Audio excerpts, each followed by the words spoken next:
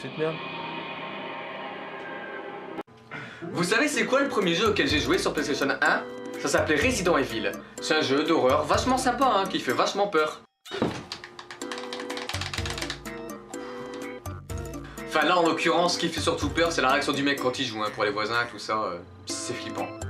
Et il y a aussi des trucs encore moins cool, c'est vraiment le chara-design des monstres en fait. Ça ressemble un peu à des spaghettis, à des griffes, à des trucs, ça ressemble à rien.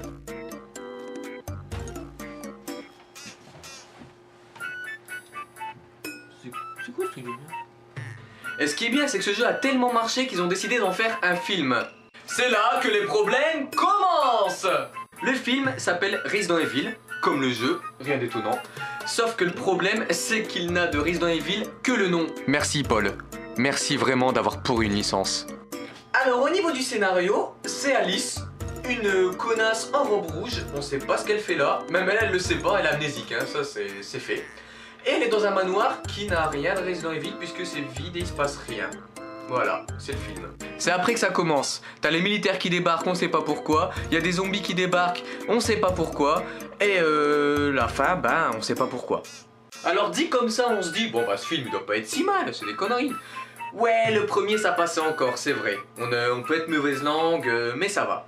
C'est à partir du 2 que ça se corse. Dans le 2, en fait, ce qui est bien, c'est qu'on a Nemesis. Alors tout le monde, en voyant le trailer, il était là. Ouais, il y a Nemesis! Ouais, il y a Nemesis! On pensait vraiment que le 2 allait être mieux. Parce que du coup, Nemesis, dans une ville paumée. Bon, il y avait toujours Alice, mais Alice, c'est pas grave, c'est l'actrice, c'est la copine à Paul Anderson.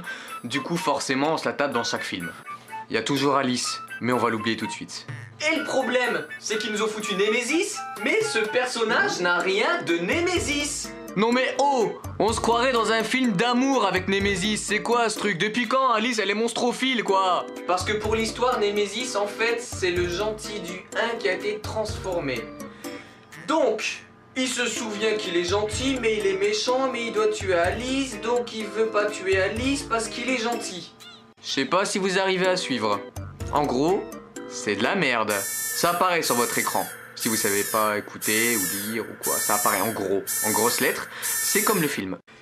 Et vu que Paul Anderson a un talent inouï pour pourrir des licences, il fait pas les choses à moitié, hein, parce qu'on pourrait se dire, allez, c'est le dernier. Il arrête là, il a compris la leçon. T'as vraiment cru qu'il avait compris la leçon? Il a cru le mec, il a cru. Que nenni, ce connard, il en a fait un troisième. Ouais. Et dans le 3, c'est de pire en pire. Dans le 2, on avait encore Jill Valentine qui était à peu près la seule chose cohérente du film. Elle était là, elle était classe, elle tirait sur des zombies. Voilà quoi, c'était le personnage de Jill, c'est bien. Et dans le 3, on a Claire Redfield. Elle est conne, elle est moche, elle sert à rien. Putain de merde! Sans déconner, et qu'est-ce qui se passe dans le film? Alors en fait, ils nous ont pris des zombies. Mais alors, les zombies... Vous avez cru qu'il y avait des zombies dans le film? Ah, qu'il est con! Il n'y a pas de zombies dans ce film. Il n'y a pas de zombies. Il n'y en a aucun. Enfin si, il y a des zombies, mais comment vous dire ça sans vous vexer? Les zombies jouent avec des iPhones. Les zombies jouent avec des téléphones, bordel de merde. Est-ce que vous avez vu dans Resident Evil des zombies jouer avec des téléphones? Ça te dit de manger des gens avec nous? Ouais, bah parfait, on se fait un petit dîner, puis bah là, écoute, je suis en rééducation en fait. J'apprends à me servir d'un téléphone, tu sais, parce que depuis que je suis mort, voilà. Donc, bah ouais, on fait comme ça, et puis on mange quelqu'un demain. Je viens d'appeler Nemesis, il pourra pas venir, il est devenu végétarien. Oh putain, fais chier, ça annule nos projets, ça. Sérieusement, ça c'est des zombies? Non mais oh, il y a des navets. Des navets, hein. Des navets qui passent à la télé, qui passent même pas au cinéma. Même les zombies sont plus réalistes. Paul, je te hais.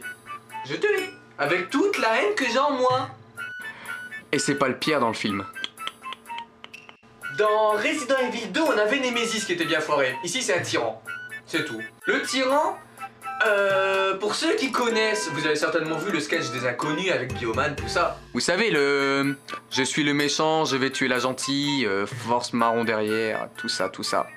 Le tyran, c'est exactement pareil. Il nous fait un discours de Sarkozy, le mec. Il parle, il parle, il parle, il parle, et il parle. Et il se fait poutrer. C'est vraiment comme Sarkozy, quoi. Alors là, on pourrait croire que c'est un élément comique, mais absolument pas. Paul Anderson est capable de faire de pire en pire à chaque film. Entre-temps, on a eu une bonne nouvelle, parce que Capcom s'est dit on va arrêter le massacre, on va faire plaisir aux fans, on va faire un vrai film, Resident Evil.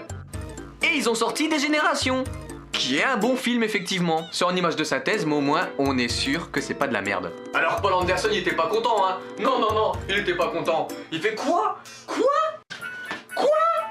Mais quoi? Ils osent faire quelque chose de bon avec Resident Evil que j'essaie de pourrir depuis 10 ans? Alors, il a fait un 4e film. 4. Et alors là, bon bah c'est l'hécatombe, hein. Y a plus rien à sauver, ça devrait même pas s'appeler Resident Evil quoi. On a Claire Redfield qui pleure mais qui est maquillée. Attention, elle est maquillée. Oui, c'est la fin du monde, mais la meuf arrive à trouver du maquillage, c'est plus important que tout. Et dans ce film de merde, bah Paul il s'est dit, tiens, si je pourrissais l'emblème la plus emblématique de Resident Evil. Albert Wesker. Si, ils ont osé. Il a osé. Il a envie de se lever là, il a envie de se lever. Wesker, il est tellement pas Wesker que il a toute sa place dans ce film. Bonjour. Bonjour. Excusez-moi de vous déranger, ce serait pour un casting Resident Evil. Oui. Faire Wesker. Oui, bah oui, tout à fait, ça tombe bien, nous avons une place disponible. Ouais. Mais d'abord quelques questions pour voir si vous appartenez bien au personnage. Vous aimez le riz? Oui. Oui, c'est bien, bon, c'est un bon point. Est-ce que vous aimez Resident Evil le jeu? Non. Très bien, bon bah vous êtes brun, cheveux longs, engagé, bravo. Et pendant ce temps-là, c'est toi qui paye, cher public. C'est toi qui donne tes euros là à Paul qui prend tout pour lui et pour Alice, sa femme. Pour regarder Wesker se faire démonter physiquement à la télé. Chapeau. T'es un pigeon. T'es un pigeon. Ça en fait 4. On se dit c'est bon, c'est terminé, on a assez souffert, pitié. Non, Paul, il est... Si tu veux, c'est un démon, tu vois. C'est lui-même, lui, il peut appartenir à Resident Evil. Tu vois ce que je veux dire? Parce qu'au final, ils vont en faire un 5e. Alors laissez-moi regarder le casting. Mia Jovovich, encore une fois. Ada Wong. C'est pas vrai, il faut pas détruire Ada quand même. Merde. Michelle Rodriguez. Ça me dit quelque chose. Ah oui, je me souviens. Dans Resident Evil 1, je vous en ai parlé juste avant, là, au début, quand c'était encore assez stable. Je vous ai parlé des militaires qui arrivent. Michelle Rodriguez, c'est une des actrices qui faisait une des militaires, je m'en souviens, c'est celle qui se fait bouffer dans la main, qui se transforme en zombie. D'ailleurs, elle aussi, hein, pour faire le zombie, je sais pas, elle avait déjà dû prévoir ce qui se passait dans le 3. Parce que le jour où vous voyez un zombie avoir une gueule de taularde et se faire craquer le cou comme ça... Bon, il faut que j'appelle Michelle Rodriguez, moi. Bonjour. Oui. Casting Resident Evil 5. Oui, ça tombe bien. Oh, ça m'appelle Michelle Rodriguez, c'est pas mal ça. Je suis Michel Rodriguez. Ah, d'accord. Eh ben écoute, mais t'as déjà joué dans 1, t'es morte, c'est pas cohérent. Alors, on s'en fout. Ah, on s'en fout. Bah écoute, tu signes, et puis dans le 5, on verra pourquoi tu reviens. Ok. Voilà, nickel. Michelle Rodriguez qui revient dans Resident Evil 5 alors qu'elle est morte dans le premier. J'ai qu'une chose à dire à ça. What the fuck, what the fuck, what the fuck, what the fuck, what the fuck, what the fuck, what the fuck, hey! Vous avez déjà vu des personnages qui meurent et qui revivent et qui remeurent? Non mais oh, c'est Resident Evil. C'est comme si du jour au lendemain, ils nous sortaient je sais pas qui revient. Rose, le Titanic a coulé mais c'est pas grave, moi je meurs. Non, je rigole, se ressuscite, hein, c'est comme ça son scénar. Allez, salut. Yu-Gi-Oh! Renaissance du monstre. C'est exactement ça, hein, je déconne pas. Ce qui est magique avec ce film quand même, c'est que se taper un épisode de Dora, ça peut être vachement plus intéressant quand même. Quel a été ton moment préféré? C'est lui, tu te fais violer par Babou, c'est Totoro le taureau. Ça m'a bien plu aussi. Hein? Enfin voilà, tout ça pour dire qu'ils ont réussi à pourrir l'une des sagas vidéoludiques les plus vendues, et les plus jouées, et les plus adorées par les fans. Chapeau. Le prix du meilleur destructeur de films et de licences dans toutes les catégories mondiales est attribué à Monsieur Paul Anderson. Oh, je suis vraiment flatté, hein. Félicitations, monsieur. Merci, merci. Ah, j'ai adoré détruire cette saga, vraiment. Oh là là là là.